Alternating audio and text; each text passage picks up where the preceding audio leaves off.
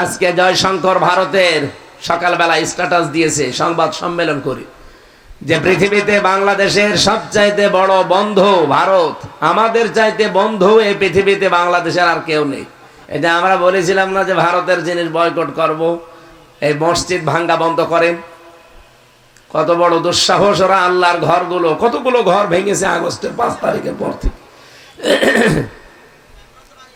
বিশ্বের মুসলমানেরা, তাম দুনিয়ার মানুষের দিকে তাকান, তারা মাটির নিচে কেউ গ্যাস পায়, কেউ তেল পায়, কেউ সোনা পায়, কেউ রূপা পায়, কেউ কয়লা পায়। আর এই পৃথিবীর নিকৃষ্ট মানুষের তালিকায় 1 নম্বরে ছিল এই মুশরিকরা। এই শয়তানরা শুধু মাটির নিচে পায় মন্দির, তাও যেখানে সেখানে না, যেখানে মসজিদ আছে ওখানে পায়। এগুলো যে দাহা, মিথ্যা এবং শয়তানি ছাড়া আর কিছু। আমাকে বলতে পারতাম না রামু বৌদ্ধ মন্দিরের নিচে 1000 বছর আগে এখানে মসজিদ ছিল, এটা ভেঙ্গে গুড়িয়ে মসজিদ বানাবো? আমাদের ধর্মে ওইটা নেই। লাইক রাহা ফিদ্দিন, আমরা বাড়াবাড়ি জোর জবরদস্তি আমাদের ধর্মে নেই। আর আপনারা কি ধর্ম পালন করেন যে সব খালি দখল, খালি দখল। সুতরাং পৃথিবীর ইহুদি ধর্ম, এই যে হিন্দুদের এই ধর্ম, বৌদ্ধদের ধর্ম, খ্রিস্টানদের ধর্ম, সবগুলো ভুয়া ধর্ম এখন। কারণ এগুলো সব দখলদারিত্বের ধর্ম। একটাই মাত্র ধর্ম পৃথিবীতে আছে যে ধর্মে কোনো দখলদারিত্বের অনুমতি নেই, তার নাম কি? কালকে আমি ওই জায়গায় হাদিসও পড়েছিলাম ব্যাখ্যায়, মানিদ্দাগা মা লাইসা লাহু ফালাইসা মিন্না।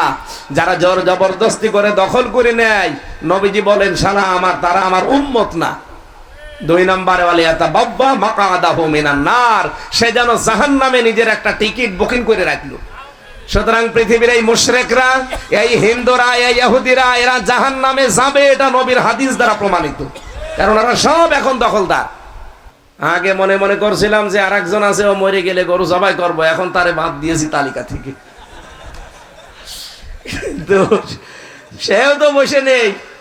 সে আগস্টের 5 তারিখের পর থেকে এই 8 মাস 5 দিন, এর ভেতরে প্রায় 27টা ইস্যু তৈরি করে বাংলাদেশকে অস্থিতিশীল করার চেষ্টা ছিল, একটাও কাজে লাগে না।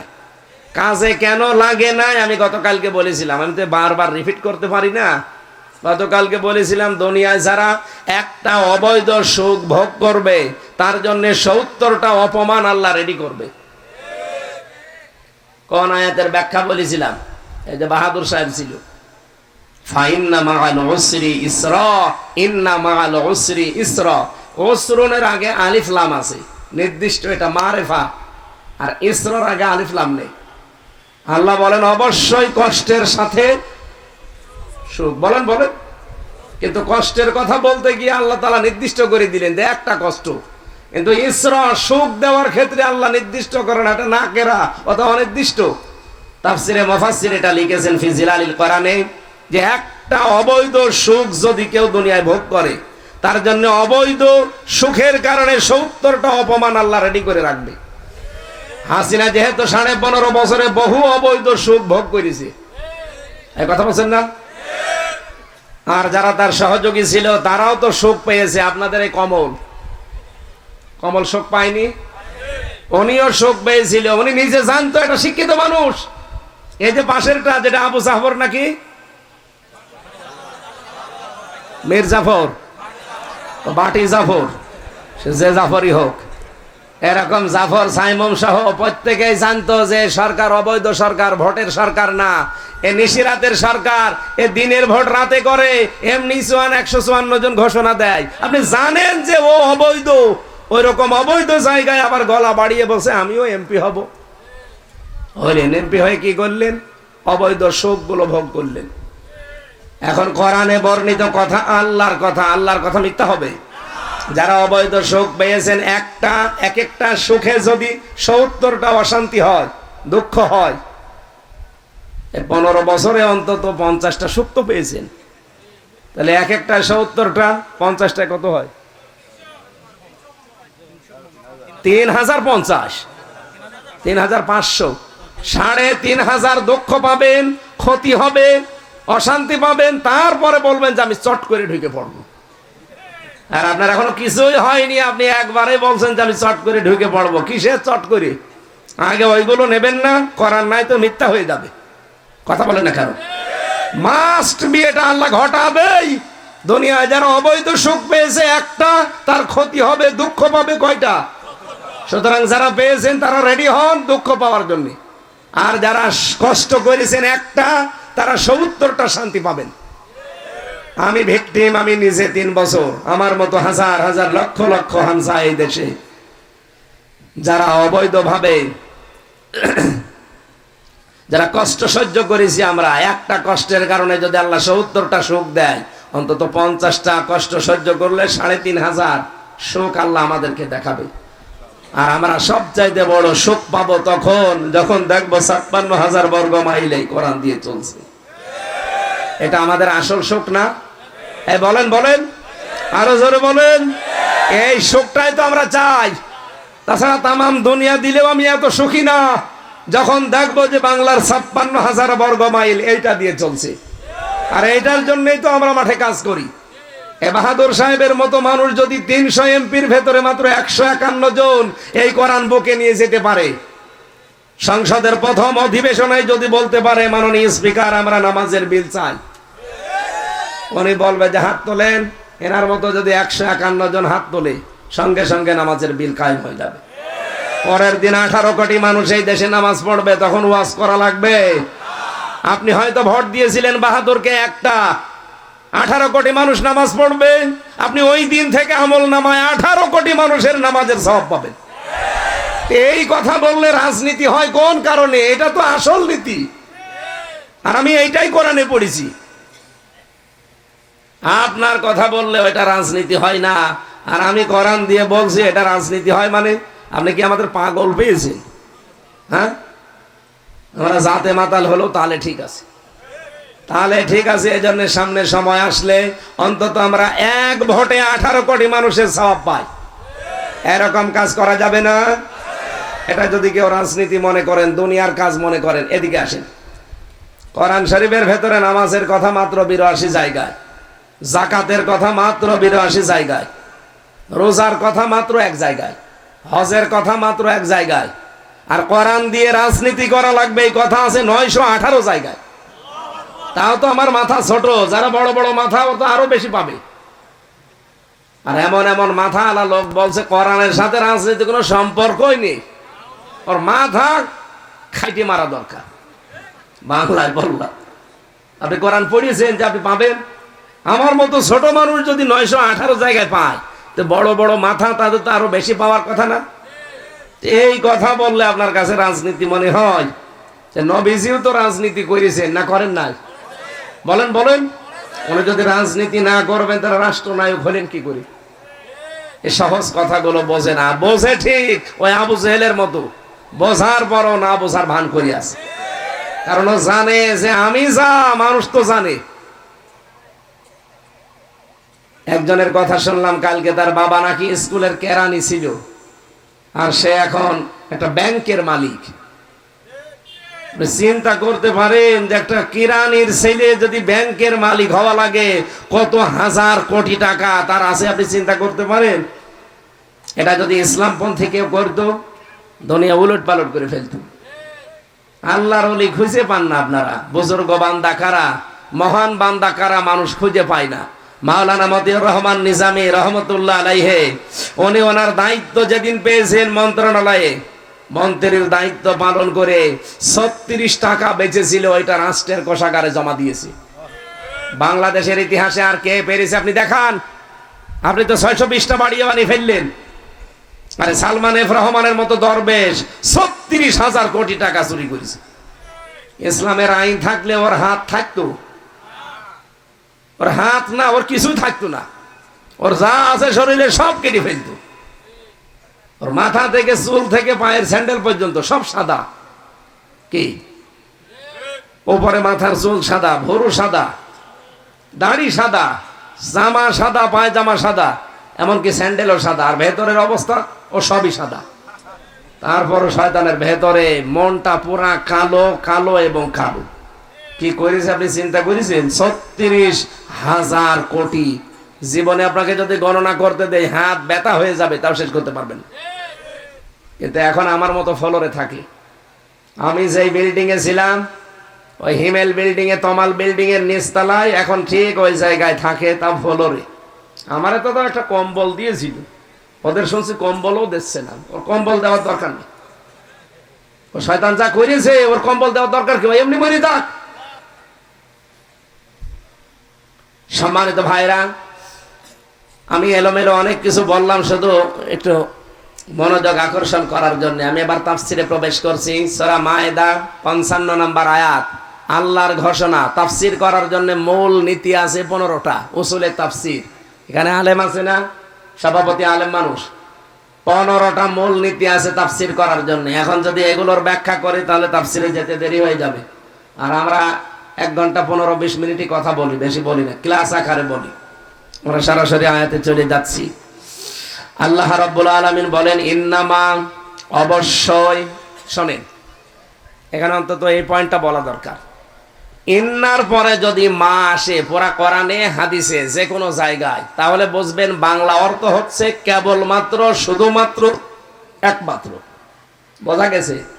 যেখানেই দেখবেন কোরআনে এমন আল্লাহ শব্দ দিয়েছেন, একটা বুঝলে আপনি 50টা বুঝে ফেলবেন। ওই যে কুল ইন্নামা আনা বাশারুম মিসলুকুম, ইন্না মা আছে না, এই মা ইন্নার সাথে যোগ হলেই বাংলা অর্থ কি দাঁড়ায়? কেবলমাত্র। হে নবী, আপনি বলেন যে আমি শুধুমাত্র, কেবলমাত্র, একমাত্র তোমাদের মতো মানুষ। পার্থক্য ইউহা ইলাইয়া, আমার কাছে ওহী আসে না, এটা পার্থক্য। বাকি আরো যে পার্থক্য আছে এই আয়াতে নেই। তাহলে এখান থেকেও আল্লাহ ওইটা জানিয়ে দিয়েছেন, ইন্নামা, একমাত্র, কেবলমাত্র, শুধুমাত্র, ওয়ালিয়ুকুমুল্লাহু ওয়া রাসূলুহু, তোমাদের অলি, তোমাদের বন্ধু, তোমাদের অভিভাবক, তোমাদের গাইডলাইন দাতা। এখানে যেহেতু একটা শব্দ আমরা পেয়েছি, অলি, কি পেয়েছি? আরো জোরে বলেন। অলিয় কা যদি আল্লাহ দিতেন তাহলে হয়তো শুধু নবীজি একা এ আয়াতের মুখাতেব হতেন, কিন্তু আল্লাহ কম দিয়েছেন। কম মানে এটা জমির, এটা বহুবচন, পৃথিবীর সব মানুষকে আল্লাহ উদ্দেশ্য করে জানিয়েছেন, ইন্নামা ওয়ালিয়ুকুমুল্লাহু ওয়া রাসূলুহু, একমাত্র তোমাদের বন্ধু, তোমাদের অভিভাবক, তোমাদের গাইডলাইন দাতা এই পৃথিবীতে আছে একমাত্র তোমাদের জন্য আমি আল্লাহ। কে? আরো জোরে বলেন। 2 নম্বরে তোমাদের বন্ধু হবে আমার রাসূল, আমার। 3 নম্বরে ওয়াল্লাযিনা আমানু, যারা ঈমানদার তারা তোমাদের বন্ধু। আল্লাহ পাক বলেন, ঈমানদারকে যদি বন্ধু হিসাবে পেতে চাও, আল্লাহকে, রাসূলকে বন্ধু হিসাবে পেতে হলে হয়তো এরকম প্রশ্ন আসবে না, কেউ তোমাকে প্রশ্ন করবেও না। কিন্তু যদি ঈমানদারকে বন্ধু হিসাবে গ্রহণ করতে চাও, অনেকে প্রশ্ন আসতে পারে, ওই ঈমানদার কিনা। যে ঈমানদারের ভেতরে পৃথিবীতে 3টা কাজ আপনি দেখবেন, তার সাথে আপনার বন্ধুত্ব করা লাগবে। 1 নম্বরে আল্লাযীনা ইউকিমুনাস সালাহ, যে ঈমানদার নামাজ কায়েমের জন্য আন্দোলন করে। ওয়ায়ুতুনাজ যাকাত, যারা যাকাত ভিত্তিক অর্থনীতির জন্য চেষ্টা করে। অহুম রাকিউন, যারা রুকুকারীদের সাথে রুকু করে, তার মানে জামাতবদ্ধ হয়ে যারা নামাজ পড়ে। এবার আসেন আমরা এই 3টা শব্দের ব্যাখ্যা করব, যেহেতু এর পরে আরেকটা আয়াত পড়েছিলাম, আমাইয়াতাওয়াল্লাল্লাহু ওয়া রাসূলুহু, যারা এভাবে আল্লাহ এবং রাসূলের দিকে ফিরে যায়, ওয়াল্লাযীনা আমানু, এবং ঈমানদারদেরকে বন্ধু হিসাবে মেনে নেয়, ফা ইন্না হিজবাল্লাহি হুমুল গালিবুন, আর আল্লাহর দল এরা বিজয়ী। কে বলছেন? আল্লাহ পাকের তেলাওয়াত কিন্তু আয়াতের বাংলা অর্থ আমাদের মাতৃভাষা এটা ছিল। এবার আমরা ব্যাখ্যায় যাচ্ছি। প্রথম, আমাদের বন্ধু কে? আরো জোরে বলেন তো। আল্লাহকে বন্ধু হিসাবে বললেই হবে? তাকে যদি কেউ বন্ধু হিসাবে পেতে চায়, তার 1 নম্বরে গুণ থাকা লাগবে, আল্লাহু ওয়ালিয়ুল্লাযীনা আমানু। আল্লাহ বলেন, যারা ঈমান আনে আমি আল্লাহ নিজেই তাদের বন্ধু হয়ে যাই। তাহলে আল্লাহকে বন্ধু হিসাবে পেতে হলে কি করা লাগবে? এই পৃথিবীতে 850 কোটি মানুষ, এখন মাত্র 210 কোটি মুসলিম, এরা আল্লাহর বন্ধু। বাকি যা আছে সব আল্লাহর শত্রু। বলেন বলেন। এখন আল্লাহ যদি কারো বন্ধু হয়, আমি মনে করেন আজকের সভাপতির সাথে বন্ধুত্ব করলাম, আমি বন্ধু হিসাবে আমার কিছু দায়িত্ব ওনার প্রতি আছে, আর আমার প্রতি ওনার কিছু দায়িত্ব। বলেন বলেন। আল্লাহ যে সূরা বাকারার 257 নম্বর আয়াত, আল্লাহ নিজে দলিল দিচ্ছেন যে আমি কি করব আমার বন্ধুর সাথে জানো, ইখরিজুহুম মিনাজ যুলুমাতি ইলান নূর। আমি আল্লাহ নিজে আমার বন্ধুকে অন্ধকার থেকে বের করে আলোর দিকে নিয়ে যাব। এ দায়িত্ব কার? ভালো করে বুঝবেন। আল্লাহ যেহেতু আপনার সাথে বন্ধুত্ব করেছে, আপনি ঈমান এনেছেন, তাই এখন আল্লাহর দায়িত্ব কি আপনার উপরে? উনি আপনাকে অন্ধকার থেকে বের করে আলোর দিকে নিয়ে যাবে। অন্ধকার মানে মানুষের তৈরি করা আইন, আর আলো মানে কোরআন। বলেন বলেন। কোরআনের 55টা নাম আছে, তার ভেতরে একটা নাম নূর। হ্যাঁ বলেন বলেন। কোরআনের প্রধান নাম 5টা, 55টার ভেতরে 5টা নাম প্রধান। একটা কোরআন, একটা ফুরকান, একটা কিতাব, একটা জিকির, একটা তানজিল। এই 5টা প্রধান নাম, আর বাকি নাম আপনি পাবেন কোরআনে 50টা, তার ভেতরে একটা আছে আন-নূর। قد جاءكم من الله نور। জোরে বলেন আল্লাহু আকবার। কক্সবাজারবাসী, যেহেতু আল্লাহ আমার সাথে বন্ধুত্ব করে ফেলেছে, এখন আমাকে আল্লাহ বাঁচাতে চায় বন্ধু হিসাবে। মানুষের তৈরি করা আইন থেকে, অন্ধকার থেকে আল্লাহ আমাকে নিয়ে আসবে। আমার মন মানসিকতা আল্লাহ চেঞ্জ করে দেবে। আল্লাহর কোরআন, আল্লাহর নূরের কাছে আল্লাহ আমাকে নিয়ে আসবে। আমি যেন কোরআনের এই নূরকে প্রতিষ্ঠাকারী হয়ে যাই। এই জন্য বাংলাদেশে যারা আল্লাহর নূরকে জমিনে কায়েম করার জন্য চেষ্টা চালায়, তারা আল্লাহর বন্ধু। আল্লাহ তাদেরকে ভালোবেসে নিয়ে এসেছে। তারাও মানুষের তৈরি করা আইন প্রতিষ্ঠার কাজে ছিল, কিন্তু যখনই তারা ঈমানের দাবিতে সত্যবাদী হয়েছে। ঈমানের দাবিতে সত্যবাদী কারা? এই পৃথিবীতে যারা ঈমান আনার আগে তাগুত ছেড়ে দেয় তারা। আমি একজনের নাম ওপেন ভাবে বলতে পারি, শহীদ আব্দুল কাদের মোল্লা রহমতুল্লাহ আলাই। আল্লাহর এই বান্দা কমিউনিস্ট পার্টি করত। এ কথা বলছেন না? কমিউনিস্ট আন্দোলন করলো ঢাকা বিশ্ববিদ্যালয়ে, কিন্তু আল্লামা সাজ্জেদ আবুল আলা মওদুদী রহমতুল্লাহ আলাইহির একটা বই পড়ার পর মহান আল্লাহ তাকে চেঞ্জ করে দিয়েছেন। উনি এতদিন মানুষের তৈরি করা আইন প্রতিষ্ঠার আন্দোলন করেছে, ওনাকে আল্লাহ পাল্টিয়ে দিয়েছে। এখন যেহেতু উনি ঈমান এনেছে তাগুতকে ছেড়ে দিয়ে, যে আমি ঈমান আনছি তাগুত ছেড়ে দিয়ে, আল্লাহ যেহেতু তার বন্ধু হয়ে গেছে, এ কারণে এখন মানুষের তৈরি করা আইন বাদ দিয়ে আল্লাহর তৈরি করা কোরআনের আইন কায়েমের উনি সারা জীবন আন্দোলন করেছে। এর চাইতে খোলামেলা আর কি বলা যায়? এরপরও আপনি বলছেন না।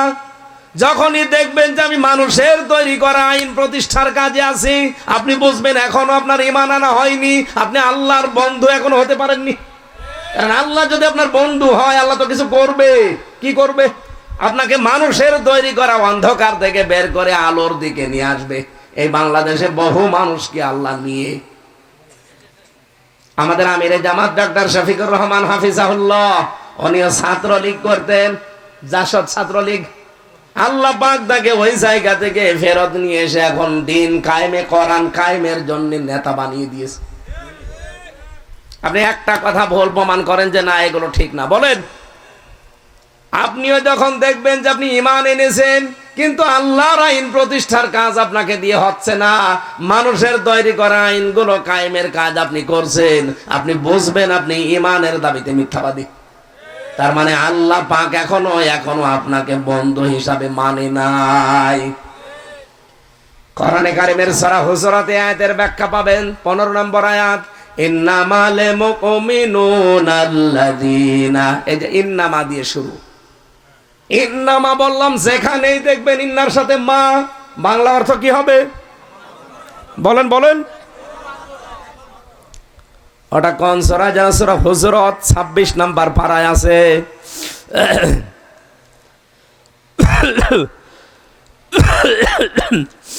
আল্লাহ পাক বলেন, ইন্নামাল মুমিনুনা আল্লাযীনা আমানু বিল্লাহি ওয়া রাসূলিহি থুম্মা লাম ইয়ারতাবু ওয়াজাহাদু বিআমওয়ালিহিম ওয়া আনফুসিহিম ফি সাবিলিল্লাহ উলাইকা হুমুস সাদিকুন।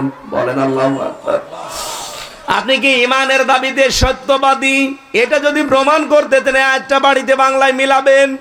আল্লাহ বলেন ইন্নামা, অবশ্যই, একমাত্র, কেবলমাত্র, শুধুমাত্র আল্লাযীনা, যারা মুমিনুন, ইমানের দাবি যারা করছে তারা কেবলমাত্র ইমানদার, তারাই আল্লাহর দৃষ্টিতে। কারা? আমানু বিল্লাহি ওয়া রাসূলিহি, যারা আল্লাহ এবং রাসূলকে বিশ্বাস করে। সুম্মা লাম ইয়ারতাবু, এবং এই বিশ্বাসের ভেতরে এক বিন্দু পরিমাণ তারা সন্দেহ পোষণ করে না। আল্লাহর কোরআনের কাজ করতে গিয়ে তারা এক বিন্দু পরিমাণ ভয় পায় না, সন্দেহ পোষণ করে না। ওয়াজাহাদু, এবং তারা চেষ্টা চালিয়ে যায়, প্রচেষ্টা চালায়, জিহাদ করে। বিআমওয়ালিহিম ওয়া আনফুসিহিম, তাদের জীবন এবং তাদের মাল তারা খরচ করে ফি সাবিলিল্লাহ, আল্লাহর রাস্তায়। উলাইকা হুমুস সাদিকুন, এরা ঈমানের দাবিতে সত্যবাদী। বলেন সুবহানাল্লাহ। এরা তো আল্লাহ ঈমানদারদের সাথে তার বন্ধুর সাথে আচরণ করবে। এবার আসেন তারপরে, আল্লাযীনা কাফারু, যারা কাফের, আউলিয়াউহুমুত তাগুত, তাদের বন্ধু হচ্ছে শয়তান। আপনি যদি তাগুত হয়ে যান, আপনারও বন্ধু একজন হবে কে? আরো জোরে বলেন। এখন শয়তানের তো একটা কাজ আছে আপনার প্রতি, আল্লাহর যেমন কাজ আছে আপনার প্রতি। আমাকে তো এখন আপনি বম মেরে ফেললেও মানুষের তৈরি করা আইন কায়েমে আপনি পাবেন না। আমি যতদিন বেঁচে আছি, আল্লাহ আমাকে পথ যেহেতু দেখিয়েছে, আমার জীবনে, সারা জীবনের কাজ হবে আল্লাহর আইন প্রতিষ্ঠার চেষ্টা করা। কায়েম হলে ভালো, না হলে আমার কোনো অসুবিধা নেই, কারণ আমি এই জমিনের মালিক না, আমি হচ্ছে কামলা। কি? আমি হচ্ছে জন, মনীষ, পাট, লেবার, কামলা, বাংলায় যাই বলেন। আমি তো কাজ করে যাব, যদি কায়েম হয় ভালো, না হলে আমার নির্ধারিত বেতন আছে। কি কথা বলেন না কেন? আমার বেতন নেই? আমি 8 ঘন্টা ডিউটি করার পরে যদি আজকের মাহফিলের সভাপতির কাজ করে আমি 8 ঘন্টা পরে বেতন পাই, মহান আল্লাহ এই জমিনের মালিক, এই কোরআনের মালিক। আমি এই জমিনে এই কোরআন কায়েমের নির্দেশ পেয়েছি আল্লাহর কাছ থেকে, আনাকিমুদ্দিন। এই কথা বলছেন না কেন?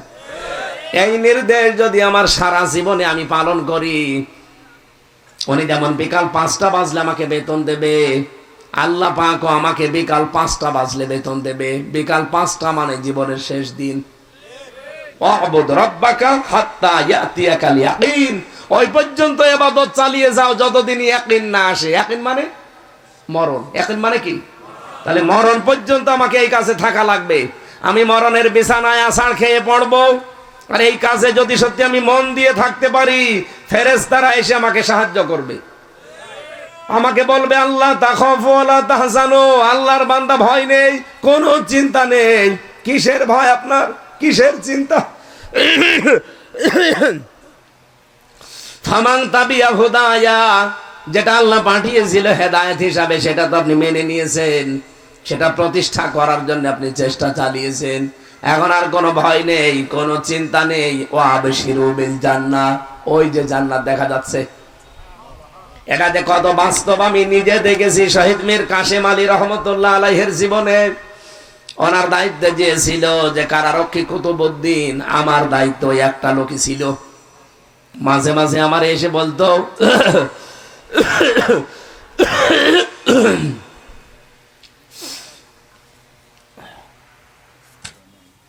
না ঠিক আছে থাক, একটু পরে দিয়ে।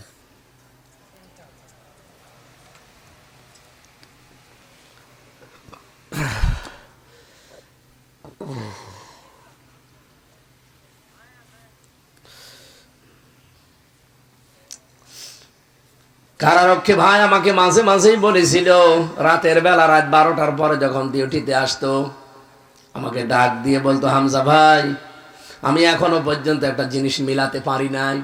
শহীদ মীর কাসেম আলী, এই লোকটা যেদিন তার ফাঁসি হবে সেই দিন আমি ছিলাম তার দায়িত্বে, পাহারায়। মাত্র 3 ঘন্টা বাকি আছে। ওনারে বললাম স্যার আপনি প্রস্তুতি নেন, 10টায় একে আপনার ফাঁসি, আর মাত্র 3 ঘন্টা। উনি আমারে বলছে কুতুব ভাই এখনো 3 ঘন্টা অনেক সময়, আমি 2 ঘন্টা ঘুমিয়ে গেলাম, আপনি 1 ঘন্টা আগে আমারে ডেকে দেবেন। কত ভাই যে কোরআন শরীফ আমার সামনে এসে বলছে ভাই দেখলাম লোকটা 2 ঘন্টা ঘুমিয়ে গেল। ওনারে ডাকলাম রাত 9টায়, যে তার 1 ঘন্টা বাকি আছে। উনি ঠিক ঘুম থেকে ভালোভাবে উঠলেন, গোসল করে নিলেন, ওযু করে নামাজ পড়ে আমারে বলছে আমি রেডি আছি চলেন। আমি রেডি আছি চলেন এ কথা বলা আমার উদ্দেশ্য না। উনি বলছে এটা আমি আপনাকে এই জন্য বলি না, আমি এখনো মিলাতেই পারি না যে ওনার ঘুম আসলো কি করে।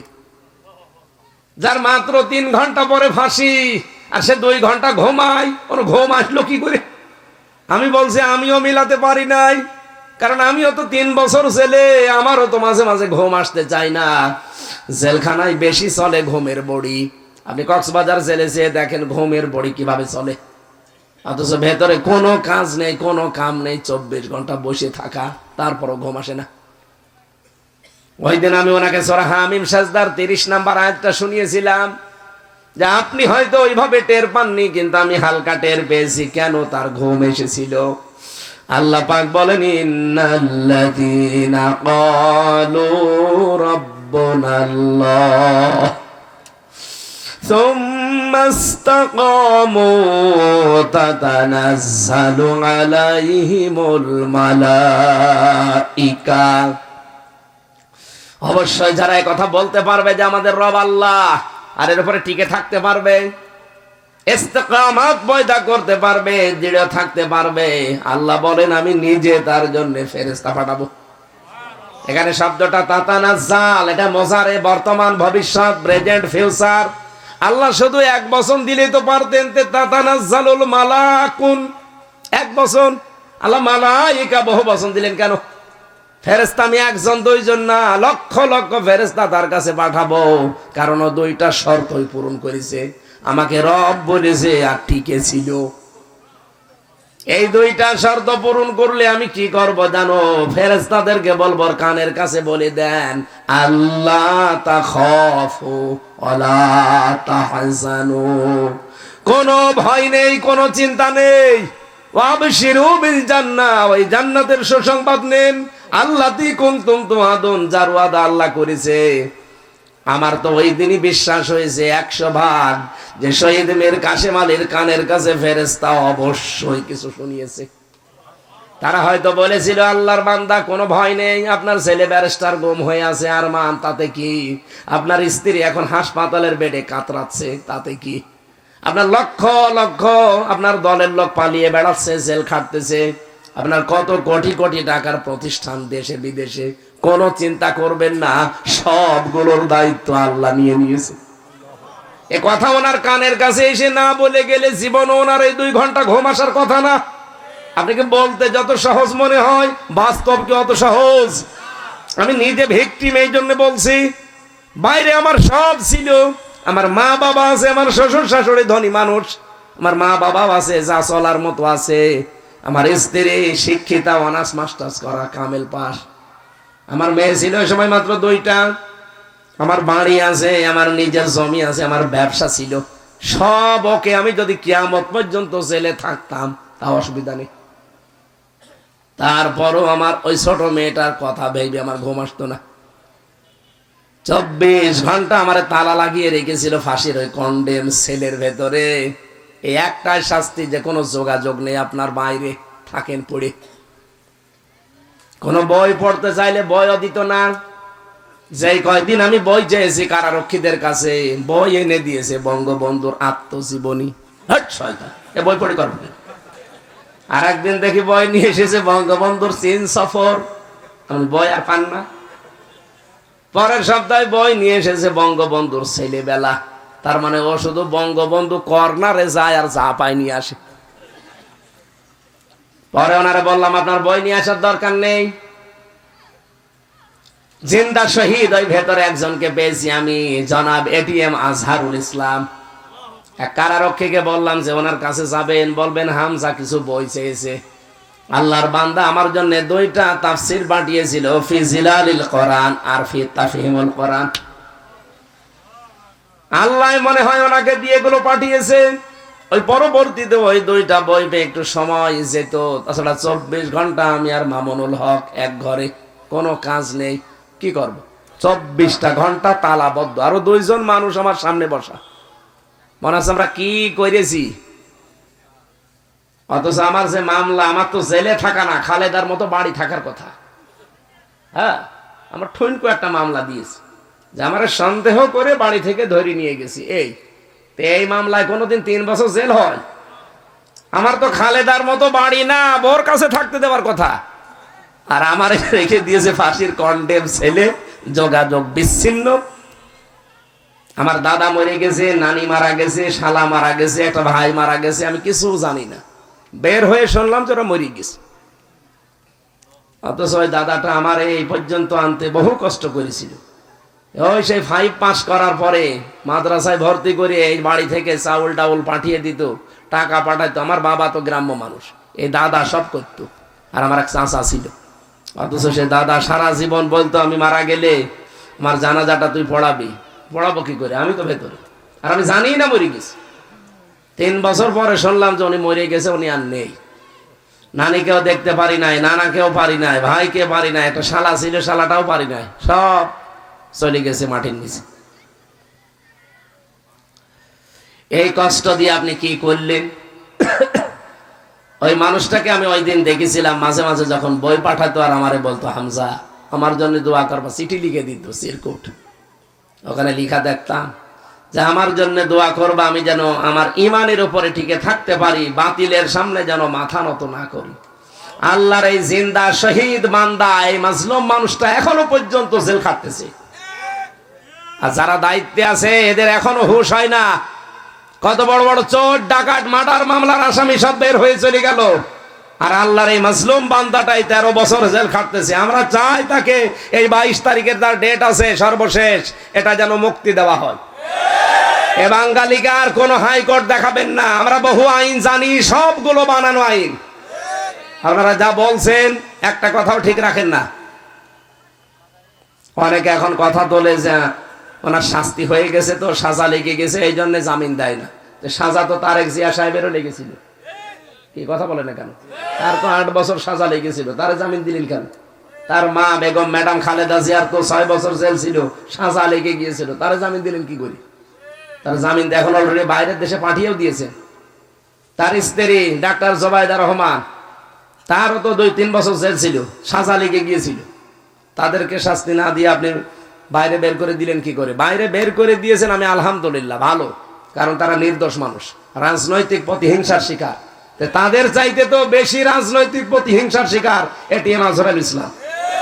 তারে জামিন না দিয়ে এখন হাইকোর্ট দেখাচ্ছেন।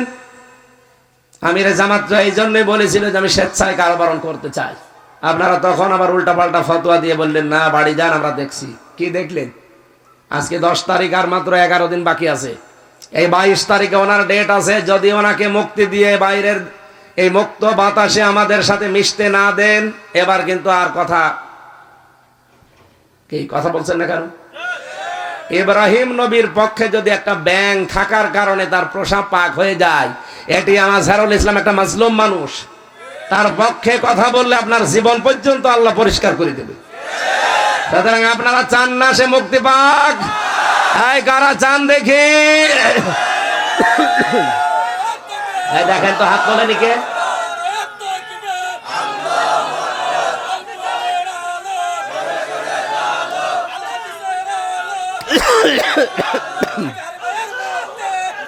আলহামদুলিল্লাহ। না, শুধু আজহারুল ইসলামের না, যত নিরপরাধ মানুষ এই 15.5 বছরের ভেতরে আটক আছে সব ছেড়ে দিন। কারণ হাসিনা যেমন ভুয়া, ওর মামলাও সব ভুয়া। আমি নিজে ভিকটিম, আমি তো দেখেছি আগস্টের 5 তারিখের পরে শুধু মামলা তুলতে দেরি, জামিন না পুরা খারিজ করে দিয়েছে। অথচ ওই জজই তো 3 বছর ছিল, এতদিন জামিন দেয়নি।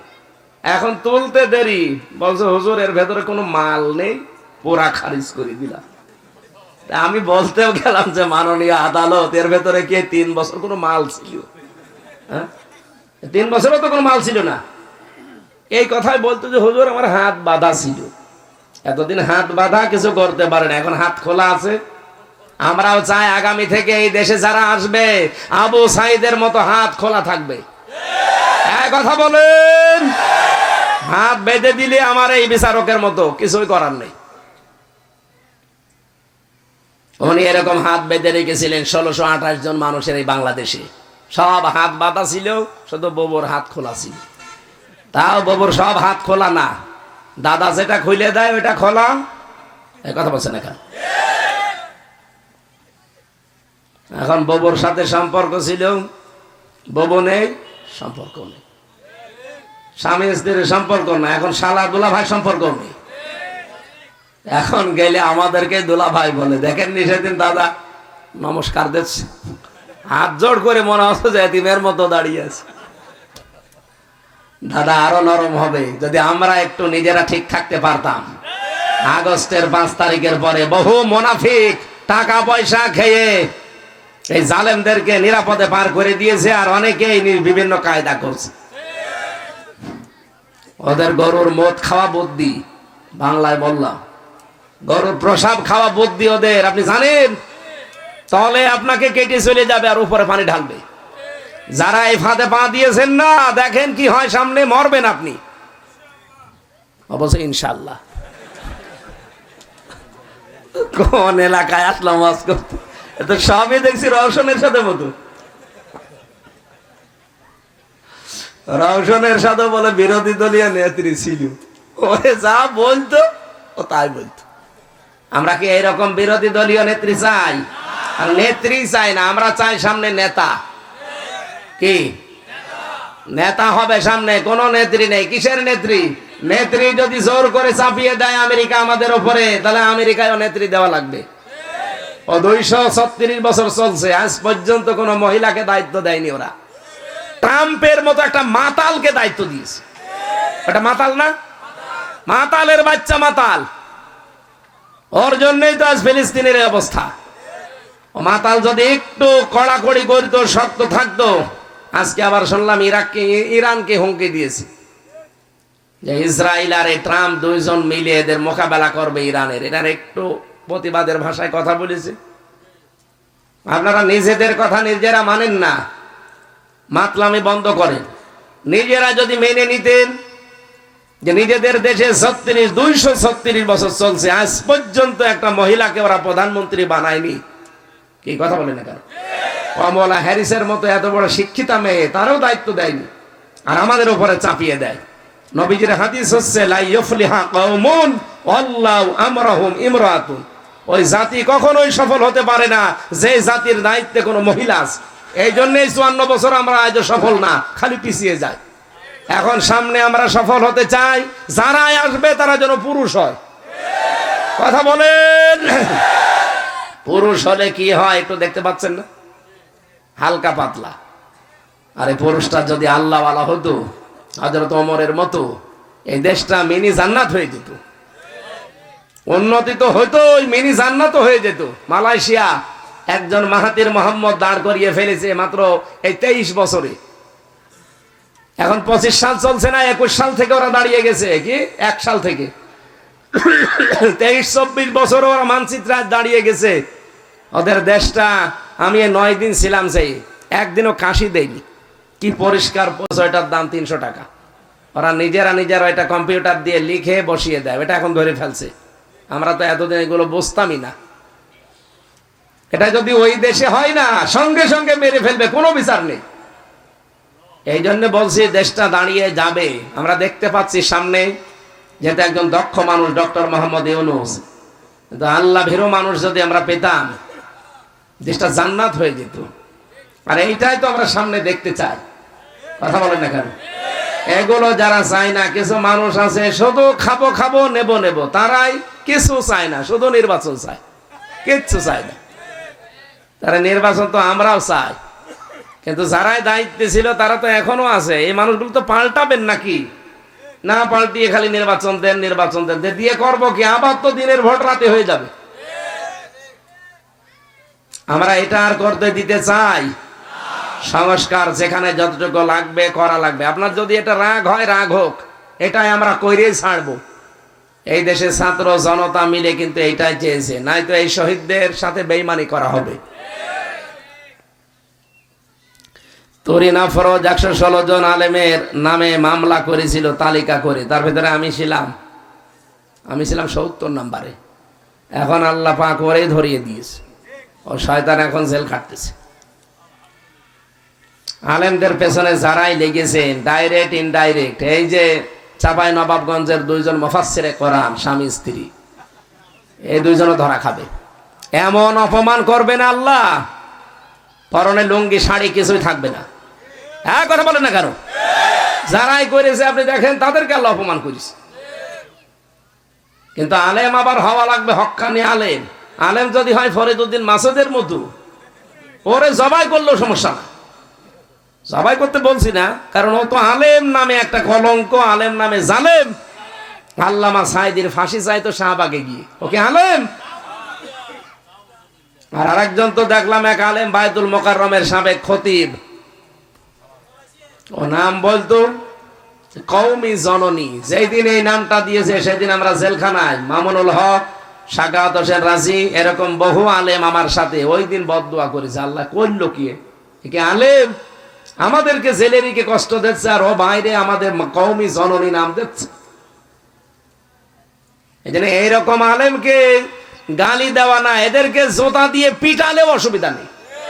কিন্তু আল্লামা সাইদির মতো মানুষকে জোতা দেওয়া না, খারাপ ধারণা করবেন আল্লাহ কিছু দেখিয়ে দেবে। এই যে শয়তানকে খুঁজে পাওয়া যাচ্ছে না, সে ডাক্তার কি জামান যেন, মোস্তফা জামান, ওরে যদি কেউ খুঁজে পায় আমার মনে হয় কুকুরের মতো পিটাবে। এত রাগ তার উপরে বাংলার জনগণের। এই শয়তান এই বাইরের দেশের প্রেসক্রিপশন মতো আল্লামা সাইদিকে ইনজেকশন দিয়ে মেরে ফেলেছে। আর বলে না উনি স্বাভাবিক মারা গেছে। কে বলেছে? আমার সামনে দিয়ে তার আগের দিন শুনলাম বের করে নিয়ে গেছে, ভালো মানুষ, হাসতে হাসতে গিয়েছে। একটা হার্টের রোগী ওইভাবে হাসতে পারে? আপনারা আন্দাজে এরকম ফতোয়া দিয়ে দাদা বাবুদের প্রেসক্রিপশন অনুযায়ী তারা দুনিয়া থেকে বিদায় করে দিলেন। কি হয়েছে? সে শহীদ হয়েছে। আপনারা জালেম হিসাবে ইত্তাকি দাওয়াতাল মাজলুম ফাইন্নাহা লাইসা বাইনাহু ওয়া বাইনাল্লাহি হিজাব, বেঁচে থাকো মাজলুমের বরদোয়া থেকে, কারণ আল্লাহর মাঝে আর মাজলুমের মাঝে কোনো পর্দা থাকে না। আপনি আর যাই করেন এখান থেকে চেষ্টা করবেন বেঁচে থাকার। কক্সবাজারবাসী আল্লাহ রাব্বুল আলামিন যদি সত্যিকারও বন্ধু হয়, তাকে আল্লাহর তৈরি করা আইনের দিকে নিয়ে আসবে। মানুষের তৈরি করা আইন তার কাছে ঘৃণিত বানিয়ে দেবে। কিন্তু শয়তান যদি কারো বন্ধু হয়, তাকে আল্লাহর আইন থেকে বের করে নিয়ে শয়তান মানুষের তৈরি করা আইনে তাকে কাজে লাগাবে। এটাকে আমি বানালাম, আল্লাযীনা কাফারু আউলিয়াউহুমুত তাগুত ইখরিজুনাহুম মিনান নূরি ইলা যুলুমাত। নিয়ে আসেন তখন হুজুর নিয়ে আসবেন, আমাকে ভুল হচ্ছে। আপনি এরপরও মানে বুঝতে চান না কোন কারণে? আল্লাহর বন্ধু হলে আল্লাহ কাজ করবে, শয়তানের বন্ধু হলে শয়তান ওই কাজ করবে। এখন আপনি দেখেন কার বন্ধু আপনি। যদি আপনি দেখেন আমি মানুষের তৈরি করা আইন প্রতিষ্ঠার কাজ করছি, আপনি বিশ্বাস করে নিন আপনি এখনো শয়তানের বন্ধু। আর যদি আপনি দেখেন যে না আমি আল্লাহর তৈরি করা আইনের পক্ষে আছি, হলেও ভালো, না হলেও আমার অসুবিধা নেই, বেতন পাবো, আপনি বিশ্বাস করে নেন যে আল্লাহ আপনাকে বন্ধু হিসাবে কবুল করে নিয়েছে। আল্লাযীনা আমানু ওয়া রাসূলুহু, রাসূল যাদের বন্ধু হবে, রাসূলকে বন্ধু পেতে হলে 4টা কাজ দুনিয়ায় করা লাগবে। কয়টা? সূরা জুমার 2 নাম্বার আয়াতে 4টা কথা আছে। আপনারা যারা ওই 4টা কথা পড়ে নেবেন, যদি দেখেন যেগুলো আমি মানতে পারি, তাহলে আপনি রাসূলুল্লাহর বন্ধু। আর যদি বলেন না আমি 2টা পারি 2টা পারি না, এখনো রাসূলকে বন্ধু হিসাবে পান নাই। আল্লাযীনা আমানু, যারা তোমাদের ভেতরে ঈমানদার তারা তোমাদের বন্ধু হবে। ঈমানদারের প্রথম কাজ তারা নামাজ কায়েমের আন্দোলন করবে। এই নামাজ কায়েম কি করা যায় একা একা না রাষ্ট্রীয়ভাবে?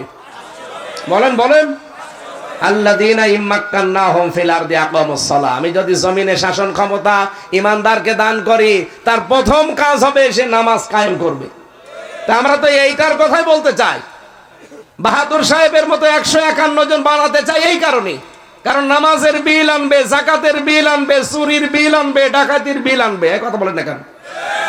আর এগুলো ব্যক্তিগতভাবে করা যায় না, এগুলো আইন পাস করতে হলে ক্ষমতা লাগে। এই ক্ষমতার জন্য যদি কাজ করে কেউ দুনিয়াদার বলেন, কেউ ধর্ম ব্যবসায়ী বলেন, বলেন যা ভাল লাগে বলেন, আপনার মুখ আপনার জবান একদিন এমনি বন্ধ হয়ে যাবে। 2 নম্বরে হইতো না যাকাত। যারা যাকাত কায়েম করতে চায়, এইটাও রাষ্ট্রীয় ভাবে করা লাগে। যাকাতের যতগুলো পয়েন্ট আছে আমরা কিছু অনেকে জানি না। যাকাতের ভেতরে যে অর্থনীতির যে মূল নীতিগুলো আছে এইগুলো আমরা রাষ্ট্রীয় ভাবে কায়েম করতে চাই। মোশারাকা, মদারাবা, মোরাবাহা, বায়ে সালাম, বায়ে ইস্তেসনা, বায়ে মুআজ্জাল, ওয়াহেদা, এরকম 28টা নিয়ম আছে। এগুলো শুধু ইসলামী ব্যাংকে চলবে কেন, এগুলো সব ব্যাংকে চলবে। সোনালী, রূপালী, চৈতালি ব্যাংক আছে, ওটাও হবে। পূবালী, যত ব্যাংক আছে সব ব্যাংক চলবে ইসলামী ব্যাংকের আদলে। কারণ এই ব্যাংকে যেমন চলে ইসলামের নিয়ম, ওই ব্যাংকেও চলবে। কিন্তু এটা তৈরি করতে হলে রাষ্ট্রীয়ভাবে যাকাত ভিত্তিক অর্থনীতি কায়েম করা লাগবে। আর এটা তো করবে ফেরেশতারা। আল্লাযীনা আমানু ইয়াকিমুনাস সালাতা ওয়া ইউতুনাজ যাকাতা ওয়া হুম রাকিউন। তারা রুকুকারীদের সাথে রুকু করবে, তার মানে জামাতবদ্ধ হয়ে তারা নামাজ পড়বে জামাতে। আল্লাহ এই 3টা গুণ যাদের ভেতরে দেখবেন তাদেরকে আপনি বন্ধু হিসাবে গ্রহণ করবেন। এই 3 বন্ধু যদি আপনার হয়, আপনি দুনিয়া আখিরাতে সাকসেস হবেন। কাতাবাল্লাহু লা আগলিবান্না আনা ওয়া রাসূলি ইন্নাল্লাহা কাবিয়্যুন আজিজ। আমি লিখে দিলাম যে আমি অবশ্যই আর আমার রাসূল আমরা গালেব হব। সুবহানাল্লাহ বলতে পারেন না? দল মত জাতি বর্ণ ধর্ম নির্বিশেষে আজকের এই অনুষ্ঠান। আপনারা রামো থানার মানুষ, সারা বাংলাদেশ সহ বিশ্বের বহু মানুষ জানে এখানে বৌদ্ধদের বিশাল কি বৌদ্ধ মন্দির আছে না একটা, সেটা ভেঙে ফেলেছিল, আবার মনে হয় সংস্কার হয়েছে। তো সেই হিসাবে আমরা যেহেতু অনেক দূরের মানুষ, আমার বাড়ি এখান থেকে প্রায় 800 কিলোমিটার দূরে। কোথায় কুষ্টিয়া, কোথায় কক্সবাজার। দেন দেন দেন ওই জায়গায় দেন, দেন ওই উল্টিয়ে দেন, দেন এই যে এদিকে দেন। ঠিক আছে, দেন।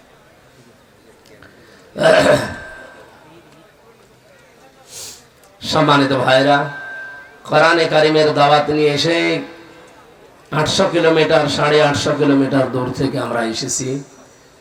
দল মত নির্বিশেষে সবার জন্য আজকের এই আয়োজন। নাকি এটা শুধু জামাত ইসলাম আর শিবিরের? বলেন বলেন, এটা শুধু বিএনপি যারা করে তাদের না। হ্যাঁ, আমি সত্য কথা বলছি। এদিকে তাকান, যে যা করছে তাদের কাজ করুক, এদিকে তাকান। আর এখানে কেউ দাঁড়িয়ে থাকবেন না, দেন ওখানে দিয়ে দেন যে আপনাদের কাজ করে আপনারা বসে পড়েন। এখানে দাঁড়িয়ে আছেন করে কারণে বসেন, বসেন, জায়গা ফেলে বসেন।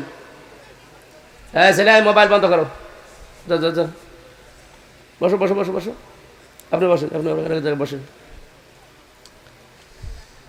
বলেন, আমার যে লেবাস পোশাক আমার নামের আগে যা লেখা আছে, আমার দ্বারা কি আওয়ামী লীগ করা সম্ভব, বিএনপি করা সম্ভব, জাতীয় পার্টি করা সম্ভব, জাসদ করা সম্ভব?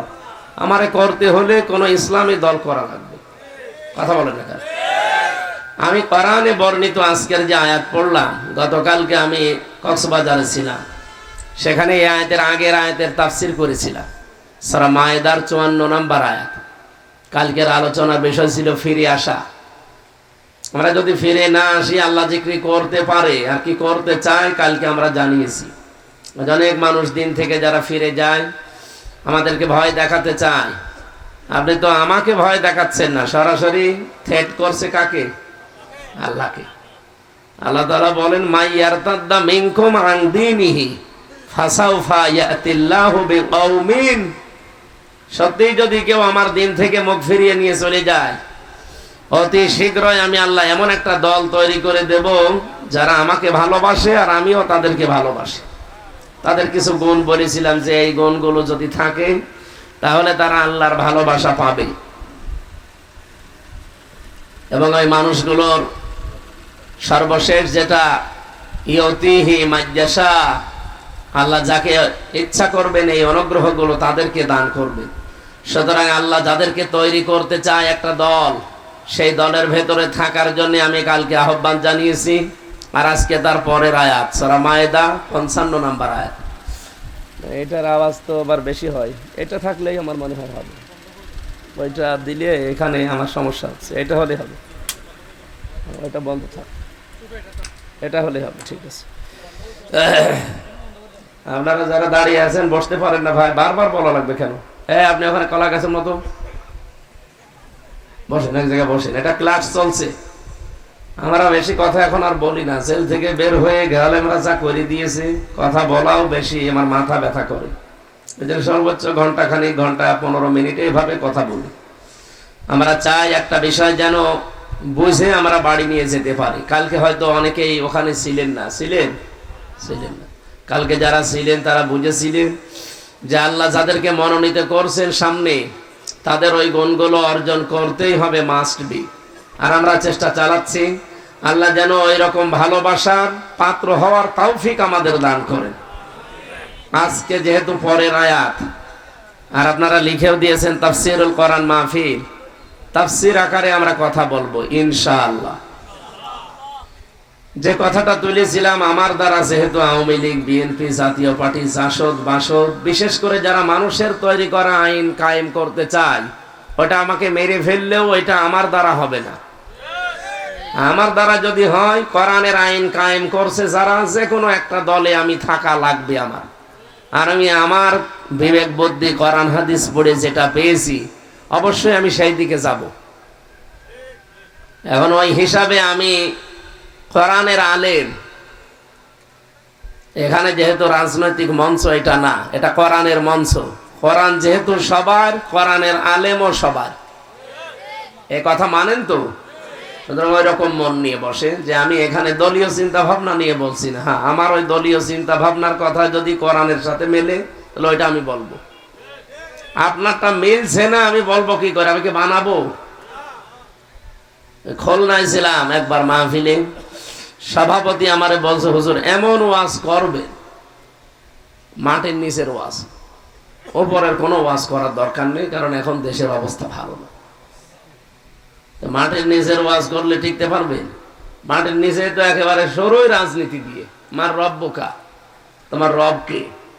রব মানে কি শুধু আল্লাহ? রব মানে 5টা বিষয় আপনাকে একেবারে পঙ্খানো হিসাব নিকাশ করে দেওয়া লাগবে। রব মানে সৃষ্টিকর্তা।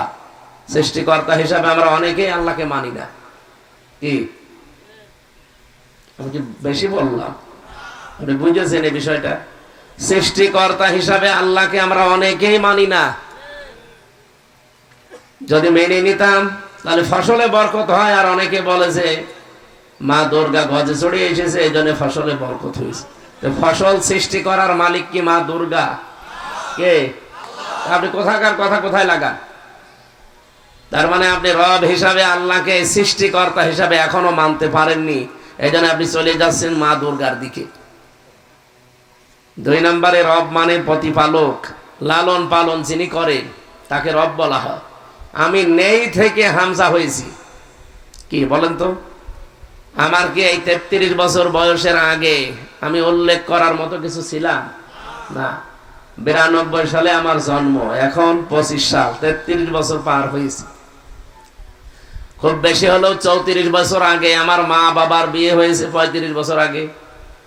এই 35 বছর আগে তো আমার মা বাবা তারা ছিল 2 জেলার 2 জন, একটা কুষ্টিয়ার একটা চুয়াডাঙ্গা। তাদেরই তো কোনো অস্তিত্ব ছিল না, এক জায়গায় হবে কি হবে না। আর আমি তো সে মনে হয় ঘুরে বেড়াচ্ছিলাম রুহের জগতে। নেই থেকে যিনি আস্তে আস্তে আমাকে পূর্ণতায় পৌঁছিয়ে দেন, তার আরবি নাম রব। আরবি নাম কি? তারবিয়াতু সাজ্জি ইলা কামালিহি সাজ্জান ফাসাজ্জা। নেই থেকে শুরু করে আস্তে আস্তে যিনি কামালিয়াতে পৌঁছিয়ে দেন, পরিপূর্ণতায়, তাকে রব বলা হয়। এটাও আমরা অনেকেই এখনো পর্যন্ত পরিপূর্ণ মানতে পারি না। 3 নম্বরে রব মানে আইনদাতা। রব মানে কি? এখানে যদি প্রশ্ন করা হয় শুধু আলেমরা বাদ দিয়ে, আমার মনে হয় 100 জনের 99 জন বলতে পারবে না আল্লাহর আইন কয়টা বলেন তো। দেখলেন, আমরা যে মুসলমান, আল্লাহর আইন কয়টা তাই জানি না, অথচ রব মানে কি? আইনদাতা। আপনি কবরে যাবেন, এখনই তো বলবে আমার রব্বুকা। আপনি যদি বলেন রব্বি আল্লাহ, আমার রব আল্লাহ, ফেরেশতা উল্টিয়ে বলবে রব মানে সৃষ্টিকর্তা, রব মানে লালন পালনকারী, রব মানে আইনদাতা। তোর দেশে আল্লাহর কয়টা আইন ছিল বল?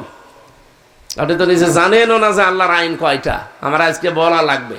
কক্সবাজারে আমরা জানি অন্তত এই জেনারেলের চাইতে আরবি লাইনের লোকজন বেশি বাস করে, ইসলামপন্থী মানুষেরা। বলতে হবে আল্লাহর আইন কয়টা বলেন? 500। আলহামদুলিল্লাহ। একজন মনে হয় কবরে গেলে বলতে পারবে, বাকিগুলো আমরা ধরা খেয়ে বসে আছি। 500 আল্লাহর আইন, অথচ এই দেশে একটাও চলে না, আর আমরা বদল বাজাচ্ছি। এইরকম যতগুলো প্রশ্ন করা হবে কবরে, সবগুলো রাজনৈতিক প্রশ্ন। 2 নাম্বারটা তো আরো রাজনৈতিক প্রশ্ন, যে মা দিন ওকা, তোমার ধর্ম কি না, তোমার জীবন ব্যবস্থা কি। আজকের খুতবার ভেতরে শুনেছেন না, লিইজহিরাহু আলাল আদিয়ান, যত দিন আছে, যত ধর্ম আছে পৃথিবীতে, সব কিছুর উপরে ইসলামকে, দ্বীনকে, কোরআনকে ইজহার করার জন্য, বিজয় করার জন্য আমি রাসূলকে পাঠিয়েছি। আল মাবউসু ফিনা লিইজহিরাহু আলাদ দ্বীন বা আলাল আদিয়ান। তাহলে আপনি খুতবার ভেতরে আরবিতে শুনেছেন, বোঝেন নাই, আমি বাংলা বললাম এবার। যেন আমাদের উচিত হবে দিন কায়েমের চেষ্টা করা। কোরআনে আপনি 2টা আয়াত পাবেন যেখানে মতপার্থক্য করা হারাম। ওয়াতাসিমু বিহাবলিল্লাহি জামিআ ওয়ালা তাফাররাকু, আর আছে আনাকিমুদ্দিন ওয়ালা তাতাফাররাকু ফি। পুরা কোরআনে এই 2টা আয়াত আছে যেখানে মতপার্থক্য করা জায়েজ নেই, আর পৃথিবীতে মুসলমানেরা এই 2 জায়গায় মতপার্থক্য বেশি করে। কোরআনের কাছে আসতে বললে যত রকমের ফতোয়াবাজি, যত রকমের উলটপালট কথা। আপনি দেখেন সারা বাংলাদেশে অন্তত কোরআনের দিকে যারা দাওয়াত দেয়, কোরআনের দিকে আসতে বলে, তাদের বিরুদ্ধে ফতোয়া বেশি। কথা বলেন, মাইজ ভান্ডারের কোনো ফতোয়া নেই। তারা কি কোরআনের দিকে ডাকে না বাবার দিকে? বাবার দিকে ডাকতেছে। এই মাইজ ভান্ডারি, এই সব যত রকমের বেয়াদব গুলো আছে এদের ভেতরে। আজকে একজনের কথা শুনছিলাম, সে শয়তান, কি নাম যেন, মঈনুদ্দিন না কি নাম। এই শয়তান বলছে কোরআনে নামাজের কথাই নেই, যা আছে এগুলো বানানো কথা, হাদিস কোরআন বলে চালিয়ে দিয়েছে। ওরে এখনো না গ্রেফতার করে করছে কি? ওরা পিটিয়ে হত্যা বানানোর দরকার শয়তানের। এই বাংলাদেশ সহ বিশ্বে আমরা দেখতে পাচ্ছি যারা কোরআন বাদ দিয়ে ডাকে তাদের কোনো সমস্যা হচ্ছে না, কিন্তু কোরআনের দিকে ডাক দিলেই বিভিন্ন রকমের ফতোয়া বের হয়, বলে ওদের আকীদা ঠিক নেই। আমি যদি এখন মাইজ ভান্ডারের দিকে ডাকতাম না, আমারে কিছুই হইতো না, কিন্তু আমি কোরআনের দিকে ডাকি, তখন আমারে নিয়ে প্রশ্ন করে, উনি যাই বলুক ওনার আকীদা ঠিক নেই।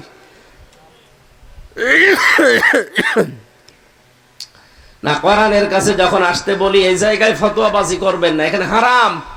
2 নম্বরে সূরা শুরার 13 নম্বর আয়াতের শেষের দিকে আছে আনাকিমুদ্দিন, দিন কায়েমের কথা যখনই বলা হবে, ওয়ালা তাতাফাররাকু ফি, এখানে কোনো মতপার্থক্য করবেন না। আমরা তো এই 2টাই করি, আল্লাহ কোরআনের দিকে ডাক দেই, দিন কায়েমের কথা বলি। এই কথা বলেন না কেন? আল্লাহ বললেন এই 2 জায়গায় মতপার্থক্য, দলাদলি করা, ফতোয়াবাজি করা জায়েজ নেই, হারাম। আর এই 2 জায়গায় আপনারা বেশি করেন, সুতরাং এটা বন্ধ করা লাগবে।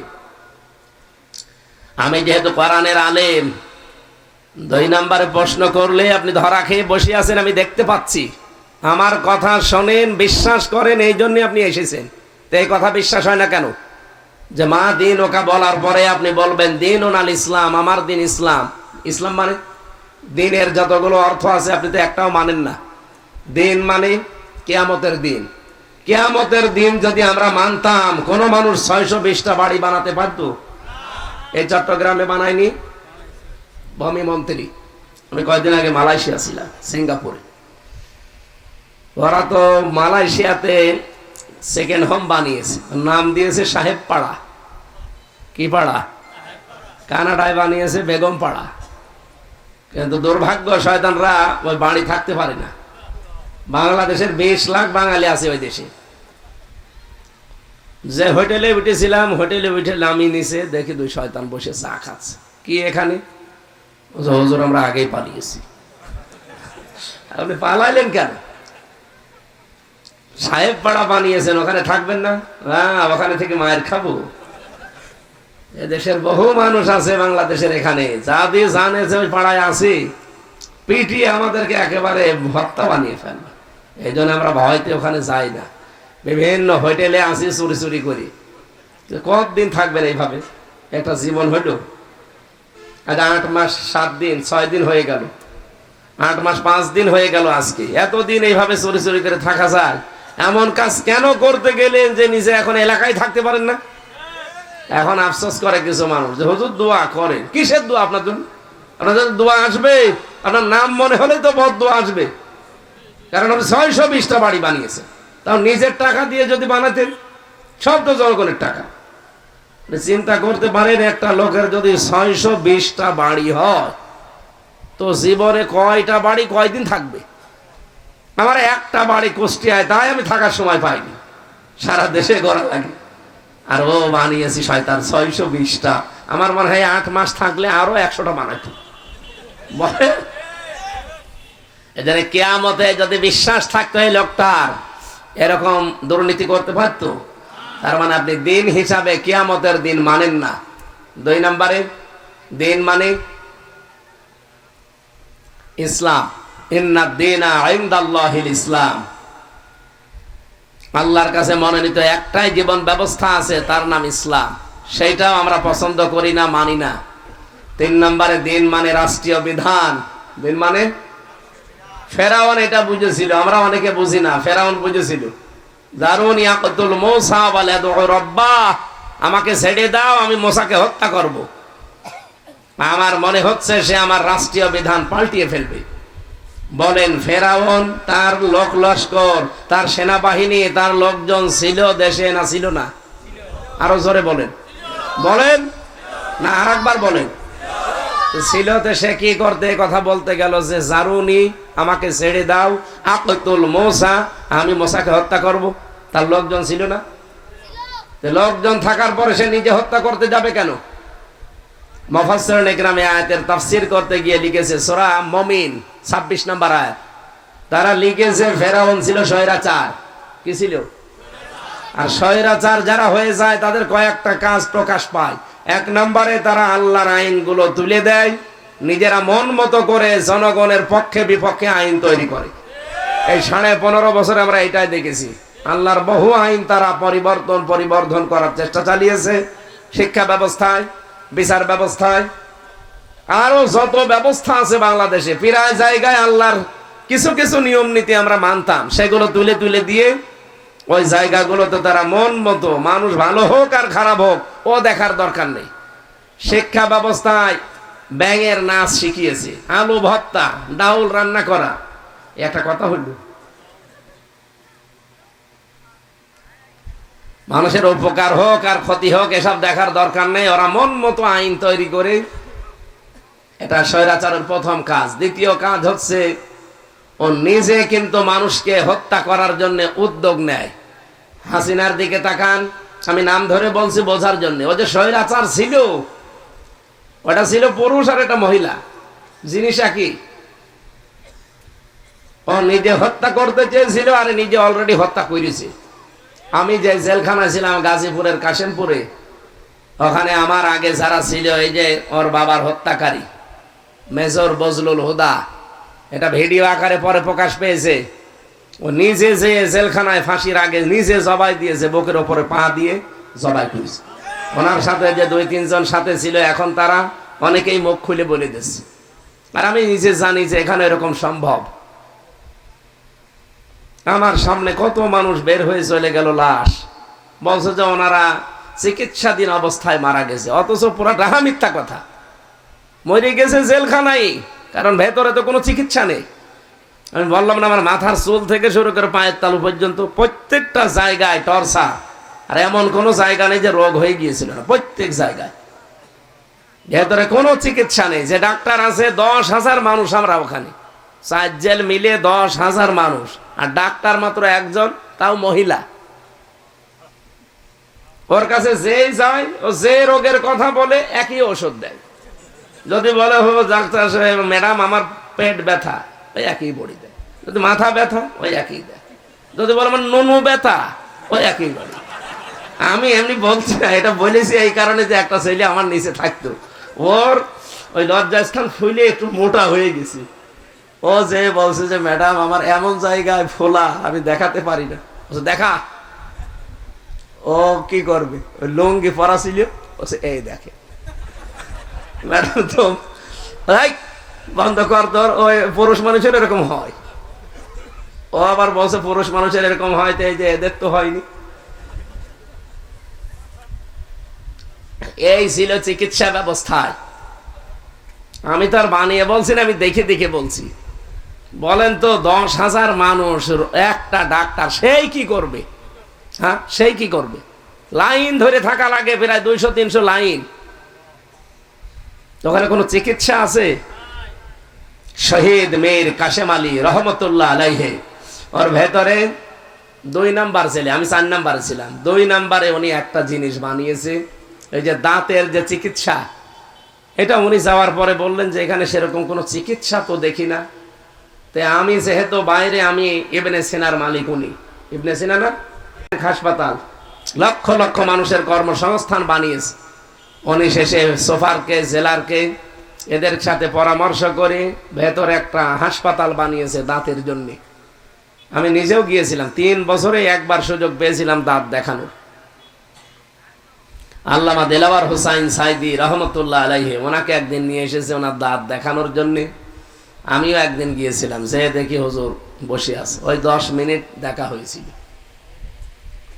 এর ছাড়াই 3 বছরের ভেতর, অথচ পাশাপাশি উনি 1 নাম্বারে, আমি 4 নাম্বারে। কতটুকু একটা দেওয়াল মাঝখানে, 3টা বছর কেটে গেছে, দেখা হয়নি, শুধু একদিন ওই 10 মিনিট হাসপাতালে। তো ভেতরে যেহেতু কোনো চিকিৎসা নেই, তো এটা মানুষ অসুস্থ হয়ে যায়। কত মানুষ মরে গেল আমার সামনে, পেপারে পরের দিন দেখলাম যে জেলখানায় মরে গেছে অমুক, অথচ আমার নিচতলায় থাকতো। বলছে কেন? চিকিৎসাধীন অবস্থায়। ডাহা মিথ্যা কথা লিখে মানুষকে ওরা জানাতে চায় যে জেলের ভেতরে আজরাইল আসে না, আসলেও জেলের বাইরে থাকে।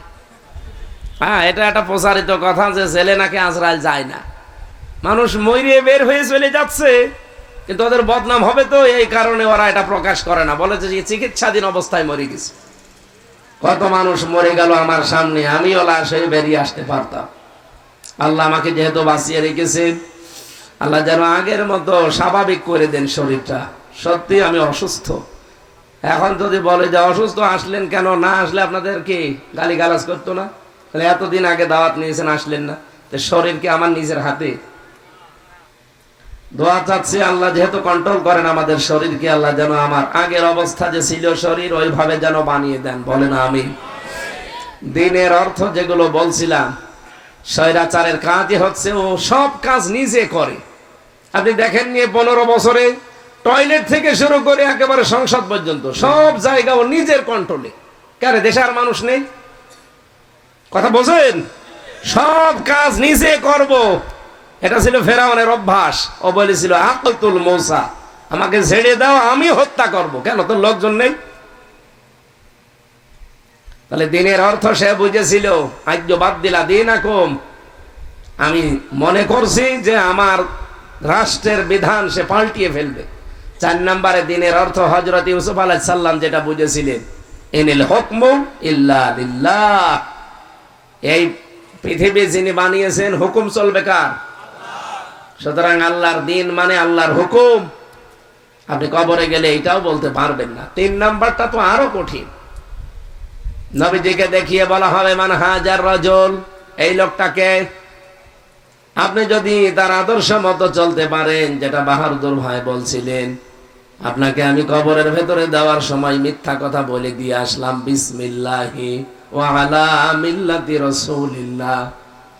আমি না, কাবার ইমাম সাহেব যদি আপনাকে এই দোয়া পড়ে রাখে, আর আপনার জীবন যদি মুহাম্মদুর রাসূলুল্লাহর আদর্শ মতো না চলে, আল্লাহর কসম কবরে যাবার পরেই লাহুম মিন জাহান্নামা মিহাদ ওয়া মিন ফাওকিহিম গাওয়াশ ওয়া কাযালিকা নাজজিজ জালিমিন। আল্লাহ পাক বলেন, ওকে শুধু কবরে রাখা হবে, সঙ্গে সঙ্গে উপরে জাহান্নামের চাদর দিয়ে ঢেকে দেব, আর নিচে জাহান্নামের বিছানা বিছিয়ে দেব। যত উপরে আপনি ফুল দেন না কেন, নিচে আগুন লাগাবে কে? বলেন বলেন। এই জন্যই তো কবরের যতগুলো প্রশ্ন দেখলাম সবই রাজনৈতিক প্রশ্ন। আমি যদি রাজনীতির কথা কোরআন দিয়ে বলতে চাই, আর আপনি যদি বলেন না কোরআনের সাথে রাজনীতির কোনো সম্পর্ক নেই, বলবেন না, এটা আর আগস্টের 5 তারিখের আগে নেই, এখন এপ্রিলের 11 তারিখ, এপ্রিলের 10 না, আজকে 10 তারিখ। সময় পাল্টিয়ে গেছে।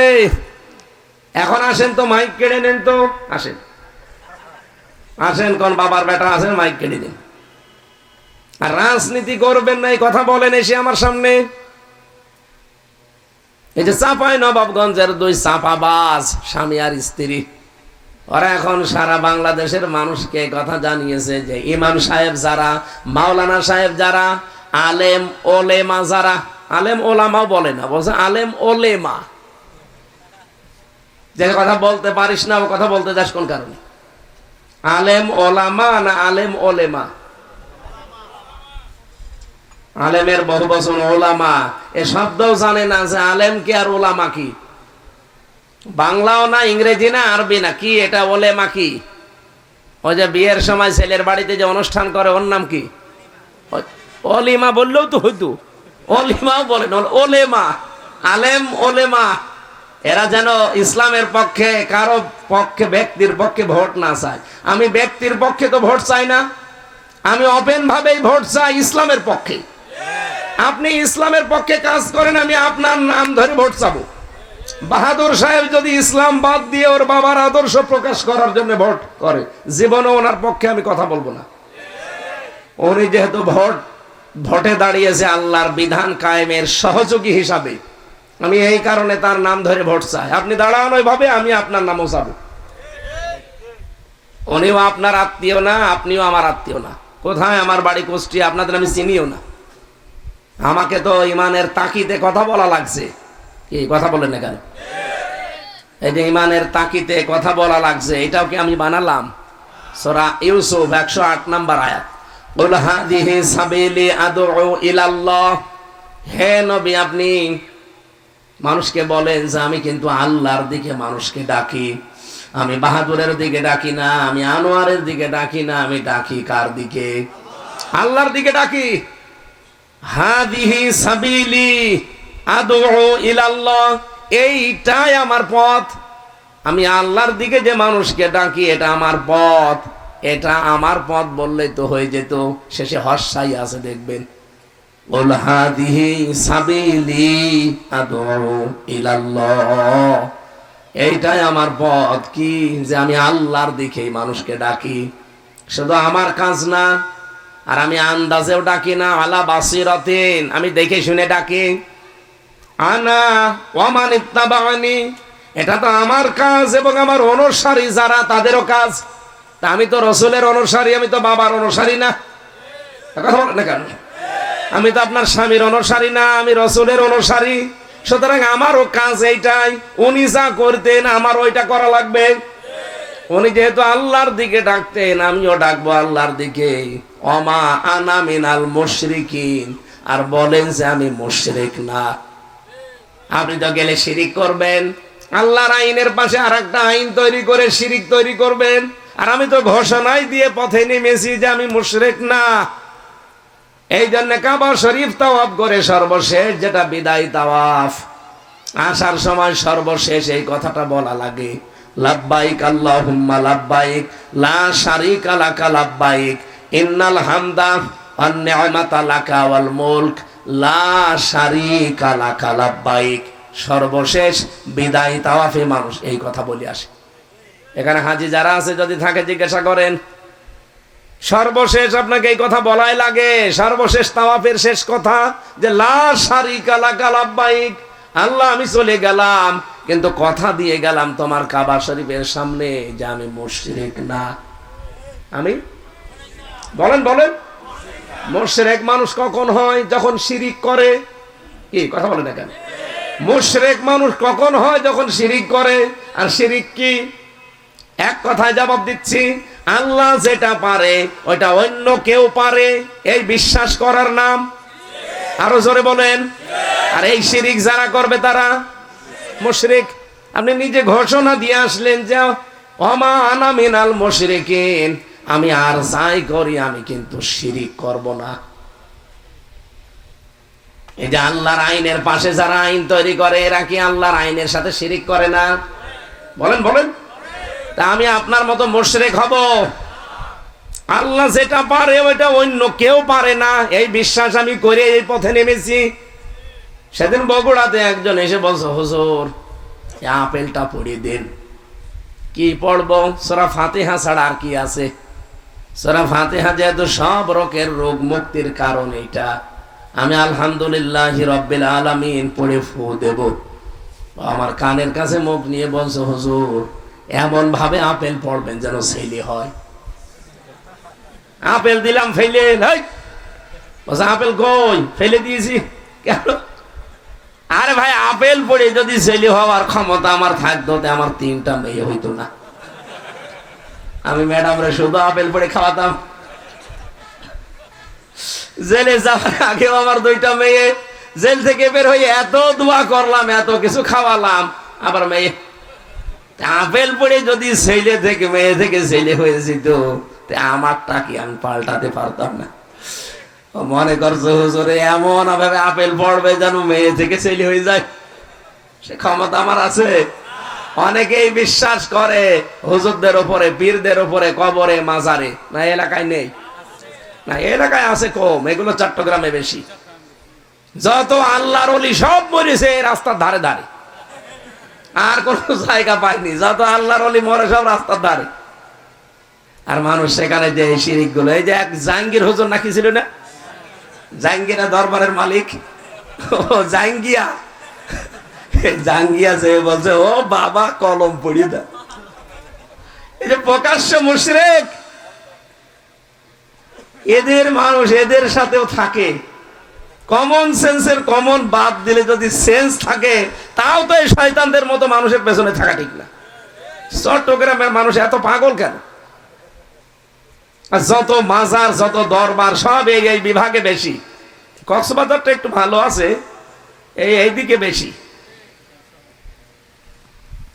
না। আপনারা পাগলামি করলে তো সমস্যা। আপনাদের কাছে আমরা ইসলাম পেলাম কারণ এই চট্টগ্রাম বিভাগ দিয়ে ইসলাম ঢুকেছে। আর আপনারা যা পাগলামি আরম্ভ করেছেন, সারা বাংলাদেশে এত শিরিক বেদাত হয় না যত এই চট্টগ্রাম বিভাগে হয়। বলেন, প্রকাশ্য অপ্রকাশ্য সব শিরিক এই জেলা। আল্লামা সাঈদী 50 বছর চেষ্টা করেও শিরিকটা তুলতে পারলো না। এখনো পর্যন্ত শয়তানের দৌরাত্ম্য বাড়তে আছে। নূরে বাংলা বের হয়, দরবারিয়া জাহাঙ্গীরিয়া বের হয়, এরপরে আরো এই যে নজিবুল বশর, মহেশ ভণ্ডারী, এগুলো আঘাত থেকে গোড়া পর্যন্ত পিটানো দরকার শয়তানগুলো। জালেমের 5 আটা গোলাম ছিল,